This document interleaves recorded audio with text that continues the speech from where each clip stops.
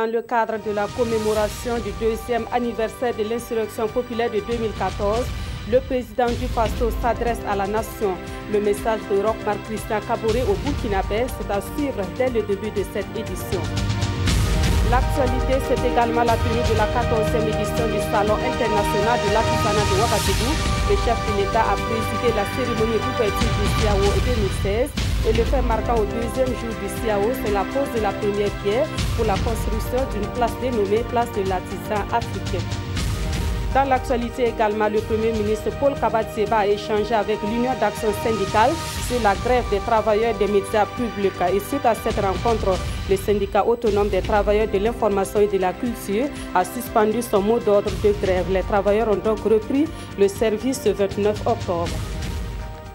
Bonsoir, merci de nous suivre. Cela dit, les activités commémoratives de l'an 2 de l'insurrection populaire au Burkina Faso ont débuté ce 29 octobre. À l'occasion de cet anniversaire, le président du Faso s'adresse à la nation. Je vous invite à suivre le message de Roch Marc Christian Kaboré au Burkinabé.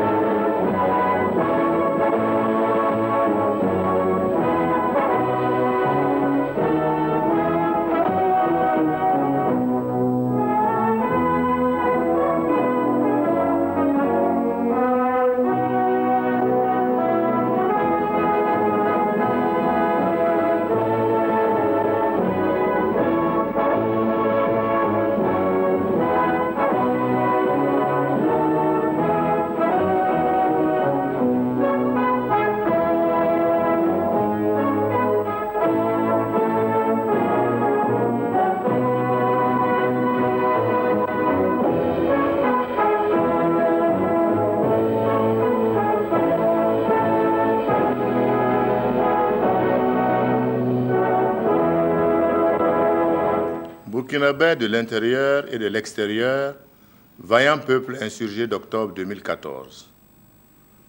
La commémoration des journées historiques des 30 et 31 octobre 2014 m'offre l'occasion de saluer la mémoire de nos martyrs tombés sur le champ d'honneur il y a 2 ans déjà.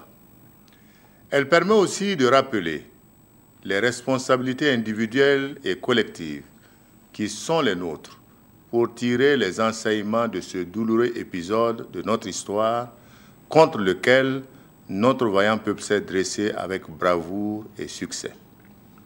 C'est pourquoi j'invite tous les Burkinabés de l'intérieur comme de l'extérieur, ainsi que tous les amis du Burkina Faso, à avoir une pensée pieuse pour les victimes et les blessés de ces journées glorieuses qui ont permis au peuple de reconquérir sa dignité et de donner ses chances au rétablissement et à l'approfondissement de la démocratie, de l'état de droit et de la justice au profit de tous.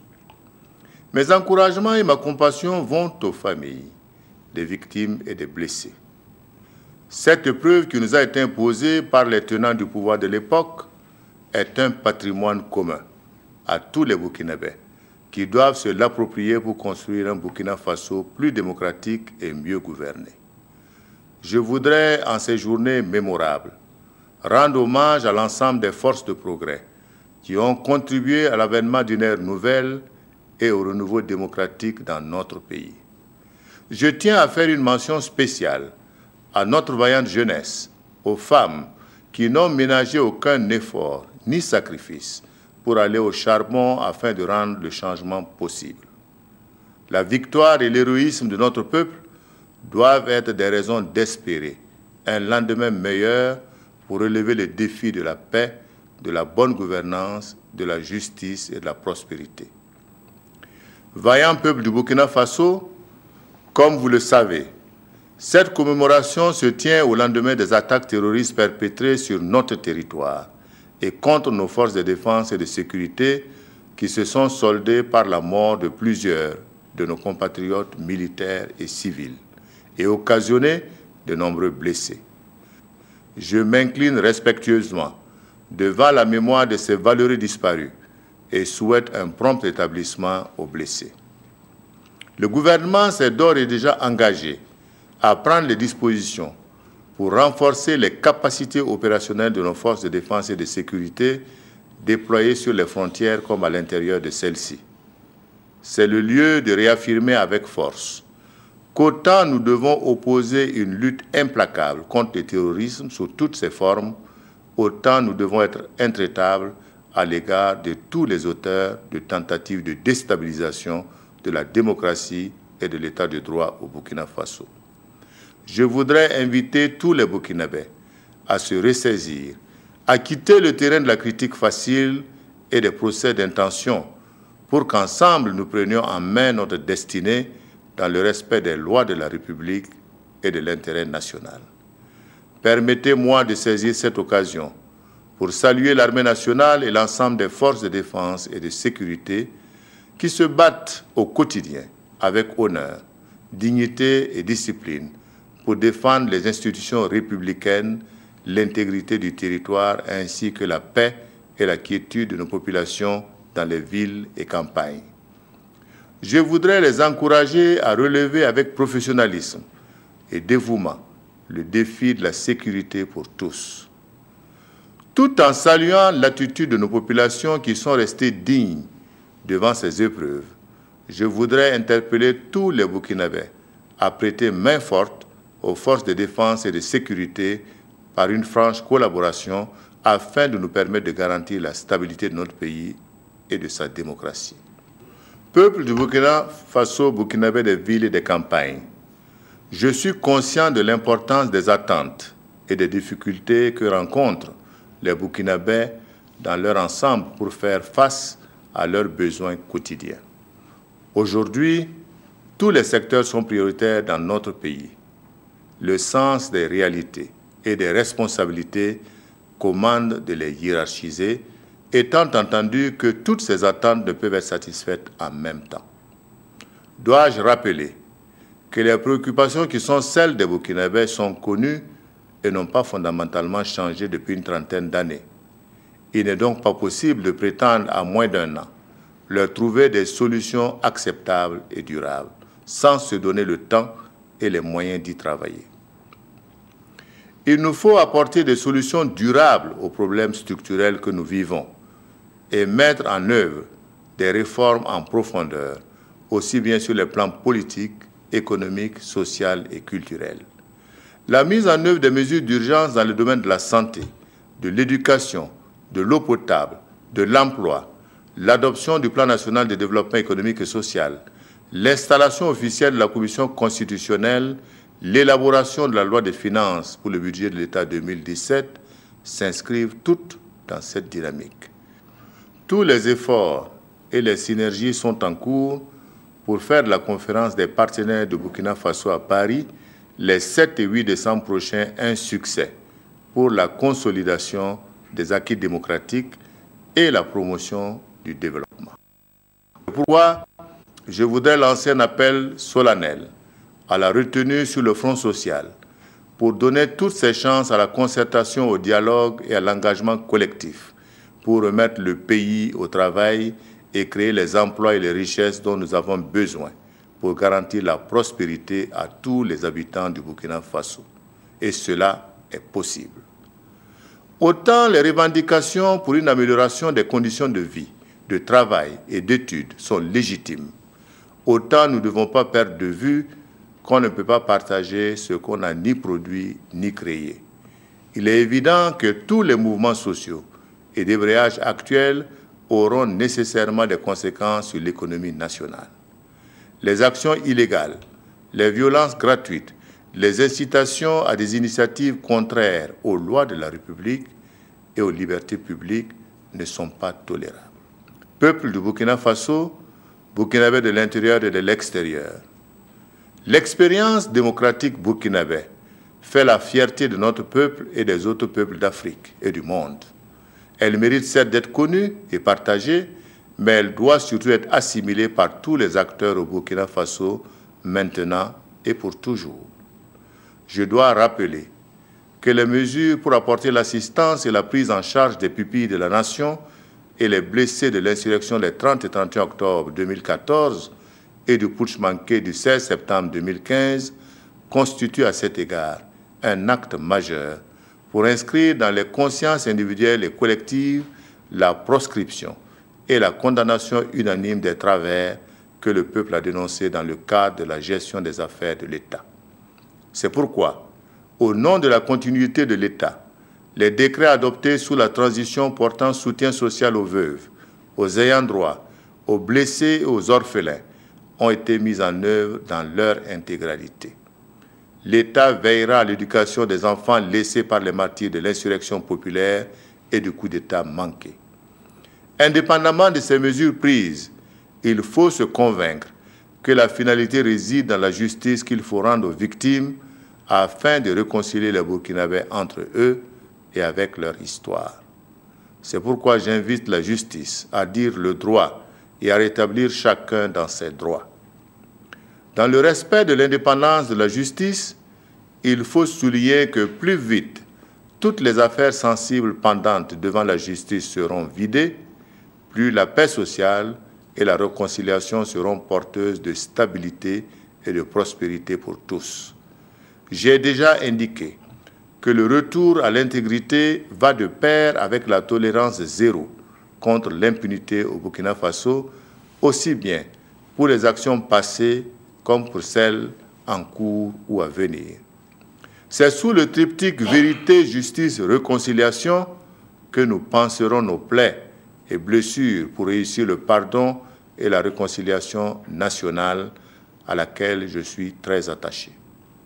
Sur un autre registre, il me plaît de saluer l'initiative des enquêtes parlementaires sur la gestion du foncier et du secteur minier. Les conclusions de ces travaux serviront de base pour améliorer la gouvernance sur ces questions sensibles, importantes pour la vie des populations. Peuple du Burkina Faso, chers concitoyens et chères concitoyennes, ces activités commémoratives interviennent également à un moment où la rentrée scolaire et universitaire bat son plein. Je voudrais saluer la communauté éducative nationale, notamment les partenaires sociaux, les partenaires techniques et financiers, et toutes les personnes et structures mobilisées pour garantir la qualité de l'éducation dans notre pays. Je souhaite aux élèves et étudiants une excellente rentrée scolaire et académique, paisible et studieuse et couronnée de succès. Je resterai toujours attentif à toutes les initiatives pouvant contribuer à accompagner leurs efforts et je les invite à s'impliquer dans la recherche des solutions aux problèmes qu'ils vivent dans la concertation. L'idéal défendu par les martyrs de l'insurrection populaire est l'instauration d'un véritable état de droit où la bonne gouvernance et les règles de la démocratie seront respectées par tous, gouvernants comme gouvernés. Une des leçons de ces journées historiques que nous devons graver dans nos mémoires, nos comportements et nos actes quotidiens, c'est que nos martyrs sont allés jusqu'au sacrifice suprême pour défendre l'honneur et la dignité de notre peuple. Désormais, aucun sacrifice n'est de trop pour préserver les intérêts supérieurs de la nation. Il nous faut retenir que ce sera à la sueur de nos fronts que nous allons construire ensemble le Burkina Faso de nos rêves.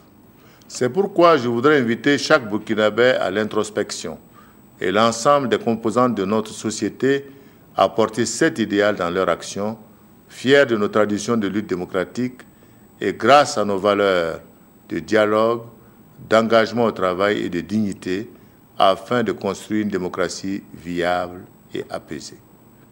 J'invite donc chaque Burkinabé à œuvrer pour la paix, la stabilité et la prospérité de notre chère et commune patrie. Que nos martyrs reposent en paix et que Dieu bénisse le Burkina Faso. Je vous remercie.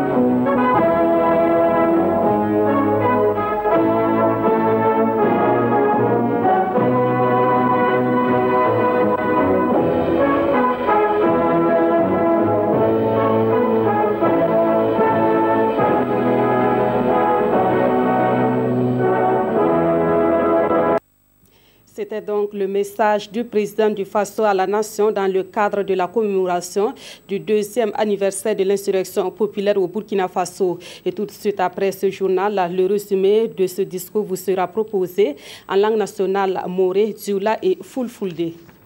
Suite à cette édition, les représentants des victimes et les blessés de l'insurrection populaire et du putsch manqué traduisent leur reconnaissance aux élus nationaux. Une reconnaissance à la représentation nationale pour avoir contribué à la prise en charge des blessés de ces deux événements. Mais d'autres victimes sont toujours dans l'attente d'une prise en charge physique et psychologique. Leurs représentants ont été reçus ce matin en audience le président de l'Assemblée nationale qui leur a remis la somme de 3 millions de francs CFA. Roger Kam, Ismaël Dilouma, Sirima.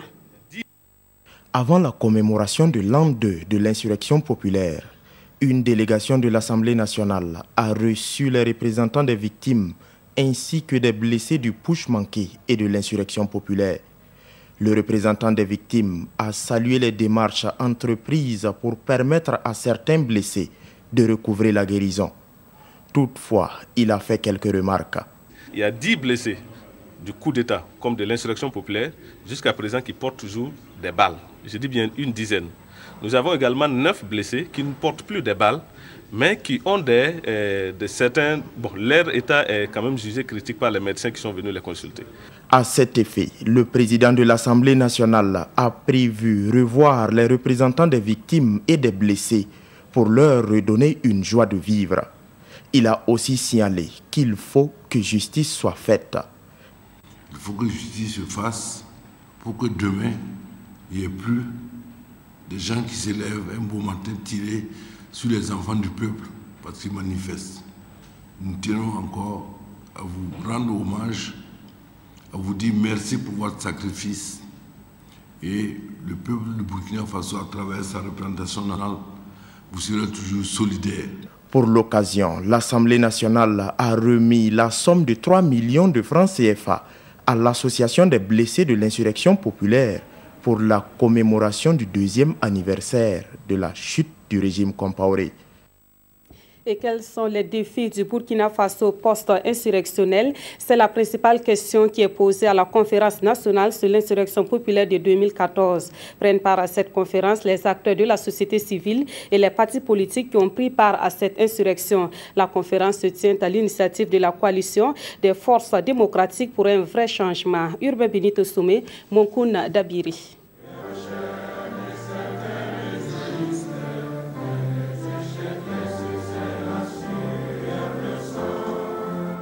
Le moment est solennel et l'événement historique. Un événement qui commande l'unité de tous. Comme en 2014, les insurgés sont réunis autour du chef de file de l'opposition politique pour parler de l'insurrection des 30 et 31 octobre 2014. Ces acteurs veulent se rappeler l'événement et tirer les enseignements 2 ans après. Nous avons une nation qui est déchirée depuis longues années. Il s'est terminé par l'insurrection dont nous parlons, que nous célébrons aujourd'hui. Et nous avons un régime démocratique qui a été en tout cas élu par le peuple burkinabé. Tout cela, il faut le mettre à l'actif de l'évolution que nous souhaitons pour le Burkina. Mais cette évolution, si nous voulons que l'État demeure stable, si nous voulons que l'exemple de l'insurrection soit à jamais impérissable, si nous voulons que notre pays demeure toujours cette référence, il faut que nous arrivions à la paix des cœurs. Pour Zéphirin Diabré, l'insurrection populaire n'est que la manifestation d'une prise de responsabilité du peuple vis-à-vis des velléités des dirigeants d'antan. Et à ce titre, l'insurrection doit servir de tremplin aux acteurs pour la construction d'un Burkina prospère dans le vrai changement. Mais avant, les Burkinabés devront résoudre l'équation de la réconciliation nationale, laquelle passe nécessairement par la justice et la vérité. Qu'on sache qu'est-ce qui s'est passé, qui a fait quoi. Une fois que l'on a cette vérité-là, que l'on passe à une deuxième étape éventuelle, qui est celle de la justice, de savoir qu'on situe les responsabilités, ou on ne les situe pas. Et enfin, à la troisième étape, donc, qui est celle de la réconciliation.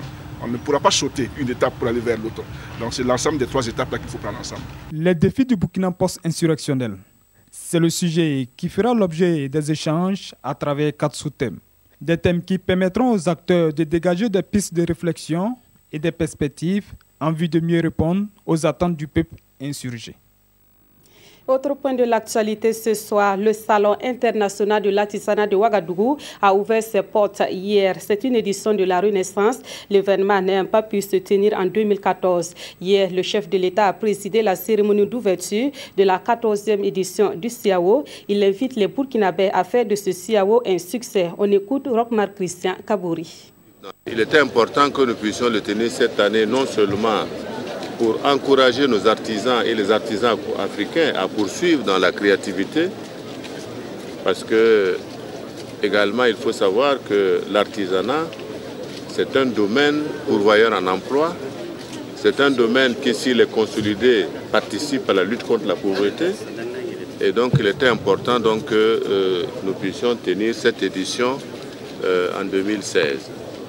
Je dois féliciter l'ensemble des pays, l'ensemble des organisateurs, l'ensemble des artisans burkinabés et d'ailleurs qui sont venus participer à cette édition. C'est vrai qu'aujourd'hui nous sommes à l'ouverture et vous savez très bien qu'entre les contrôles douaniers, la sécurité, le week-end sera propice à l'installation. Et pour nous c'est une occasion d'inviter les Burkinabés de la ville de Ouagadougou et ceux qui sont proches, qui veulent venir visiter le CIAO, d'en faire leur fête et d'en faire un succès. Et toujours dans l'actualité du CIAO, la capitale burkinabé sera bientôt dotée d'une place de l'artisan africain. C'est une décision du gouvernement au regard du nombre des artisans burkinabés et leur contribution non négligeable au produit intérieur brut. La pose de la première pierre du monument a été effectuée ce 29 octobre par le ministre en charge de l'artisanat. Le reportage de Olopoda. Cette place est désormais dédiée aux artisans, ainsi a décidé le gouvernement burkinabé qui veut ériger ici un monument pour magnifier les artisans africains à travers leur créativité et leur savoir-faire. Les artisans occupent la population d'au moins 2 millions de personnes et puis qui contribuent à 30% dans la formation du produit intérieur brut du Faso. Ça dit donc que c'est un secteur réellement pourvoyeur d'emplois et de richesses. Et 30 ans d'existence, il était de bon ton que nous trouvions donc un monument dédié à ces artisans. C'est une forme de reconnaissance et également l'illustration type que ce secteur-là donc mérite d'être promu et qu'il y ait effectivement l'élan d'excellence donc à ce niveau-là. Place de l'artisan africain, c'est ici donc à l'intersection de la rue Bogodogo et celle du colonel Jean Saint-Poré et l'avenue du président Babangida, non loin du centre Carmen Kizito. Ce qui est sûr, ça sera réalisé avec des partenaires techniques et financiers déjà. Mais nous allons faire le plaidoyer auprès du gouvernement afin que au moins il y ait l'oreille attentive et des yeux en permanence regardant sur la réalisation rapide de ce monument. Pour la réalisation de ce projet, le gouvernement peut compter sur la Chine-Taïwan qui a annoncé son appui, question d'apporter sa touche au développement du secteur de l'artisanat en Afrique. Dans l'actualité également, le Fonds monétaire international évalue l'impact de ces programmes au Burkina Faso. Cette évaluation est faite par une délégation du FMI qui séjourne actuellement dans notre pays. Ce matin, la délégation a échangé avec le Premier ministre Paul Kabathieba. Ces échanges ont notamment porté sur la mobilisation des bailleurs de fonds pour le financement du PNDS. On fait le point avec Jean Songo et Pascal Kani. C'est une visite qui tombe à pic. Au moment où Paul Kabathieba est à la recherche de fonds pour financer le PNDS, il reçoit la visite d'une délégation du Fonds monétaire international. Le FMI se tient aux côtés de l'État burkinabé, rassure le chef de la délégation. Mieux, l'institution veut épauler le Burkina Faso dans la mobilisation des bailleurs de fonds. Les ressources annoncées par les partenaires jusqu'à présent sont un peu en deçà des moyennes historiques.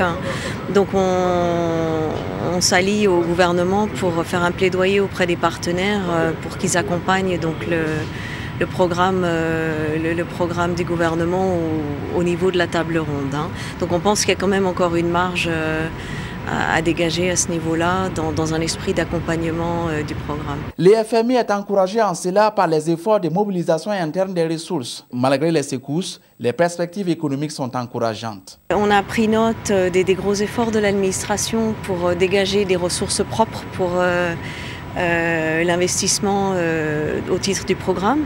Donc on a des gros efforts au niveau des recettes domestiques, des gros efforts pour maintenir les dépenses courantes de l'État à un niveau relativement faible et justement pour avoir un programme d'investissement plus substantiel. La délégation du FMI encourage le Burkina Faso à poursuivre ses efforts de relance de son économie tout en lui retirant son soutien. C'est donc un bon point pour le pays qui va à la rencontre des bailleurs de fonds en décembre prochain à Paris. Le Premier ministre s'engage pour la satisfaction de la plateforme revendicative des travailleurs des médias publics. À ce sujet, Paul Kabathieba a échangé hier avec l'Union d'action syndicale. Les échanges ont abouti à la suspension d'ordre de grève du SYNATIC. Et comme vous le constatez, les travailleurs ont repris le travail ce 29 octobre. Monkoun Dabiri. Les raisons qui sous-entendent la suspension de la grève des travailleurs des médias publics sont déclinées à travers cette conférence de presse. Il s'agit, selon les responsables du SYNATIC, d'un engagement du Premier ministre à trouver les solutions adéquates aux difficiles conditions de travail et de vie dans les médias publics. Un engagement pris avec le SYNATIC sous l'égide de l'unité d'action syndicale. Nous avons rencontré le Premier ministre à 14 h qui nous a signifié qu'il va rendre compte au président Roch Marc Christian Kaboré. Le SYNATIC également va envoyer une correspondance pour montrer sa bonne foi. De faire en sorte à ce que les événements qu'il a traités d'envergure nationale, que ce soit le CIAO, que ce soit le Tour du Faso, que ce soit la commémoration de l'insurrection populaire, tous ces événements seront convenablement couverts par les médias d'État, avec l'intervention de l'unité d'action syndicale auprès du SYNATIC. Mais nous tenons à rappeler que c'est une façon de remettre la balle dans le cadre du gouvernement. Les travailleurs reprennent le travail en toute responsabilité. Ils disent avoir foi à l'engagement des autorités, mais restent déterminés. Ce n'est qu'une suspension, en attendant bien sûr les engagements pris par le premier responsable du gouvernement de trouver une solution dans les meilleurs délais. Du reste, le SYNATIC dit se réserver le droit de durcir la lutte et d'aller en grève sans préavis si les autorités se dédisent. Et suite à la suspension du mot d'ordre de grève du SYNATIC, le ministre en charge de la communication a réagi ce soir. Il dit être disponible à continuer le dialogue pour trouver un terrain d'entente avec le SYNATIC. On écoute ses propos. Vraiment, je répète que le gouvernement reste dans la logique d'être dans une opportunité de discussion. Nous avons la chance d'une fenêtre historique pour notre pays, c'est de faire bouger ces médias-là pour qu'ils soient des médias au service de l'ensemble des Burkinabés. C'est vrai qu'un certain nombre de questions ont été réglées, la question du statut reste posée, mais je pense que nous devons ensemble trouver les moyens de satisfaire cette exigence que les travailleurs ont pour un meilleur cadre et des meilleures conditions de travail, mais également cette exigence qui est que lorsque nous mettons en place une société d'État, nous devons être certains qu'elle va pouvoir à tout moment prendre en charge ses frais de production, prendre en charge ses frais de fonctionnement et ne pas devenir un appendice que l'État va continuer à financer à tout moment. Je pense que ces 3 jours de grève sont porteuses de réflexion pour chacun d'entre nous et je pense qu'il n'y a qu'à remercier l'UAS pour son intervention, remercier le Premier ministre pour sa disponibilité à aller dans un dialogue permanent et souhaiter que très rapidement nous puissions repartir dans des négociations qui soient porteuses de résultats concrets et probants pour l'ensemble des acteurs. L'actualité sportive au Burkina Faso, c'est bien sûr le cyclisme avec le 29e Tour du Faso. La deuxième étape a été courue aujourd'hui entre Boussé et Ouayouguia, longue de 130 km. Cette étape a connu la victoire de l'Érythréen Salomon Semenfes. L'étape Boussé-Ouayouguia a connu la disqualification de 2 cyclistes burkinabés, à savoir Amidou Yamego et Abdoulaye Rwamba. Le maillot jaune reste sur les épaules de Mathias Sorgo, vainqueur de la première étape. Demain, dimanche, le peloton doit parcourir la plus longue étape de 171 km et demi entre Goursi et Zignari. Vous aurez des détails dans le journal du Tour avec nos envoyés spéciaux. Et pour finir, sachez que vous avez rendez-vous tout à l'heure à 21h avec Jean-Emmanuel Ouedraogo et Edmond Koulibaly pour une soirée de souvenirs et de débats sur l'insurrection populaire de 2014. Autour de la table, il y aura des acteurs politiques, ceux de la société civile, de même que des blessés et des familles de victimes. Voilà qui met fin à ce journal. Merci de l'avoir suivi. Très bonne soirée à notre compagnie.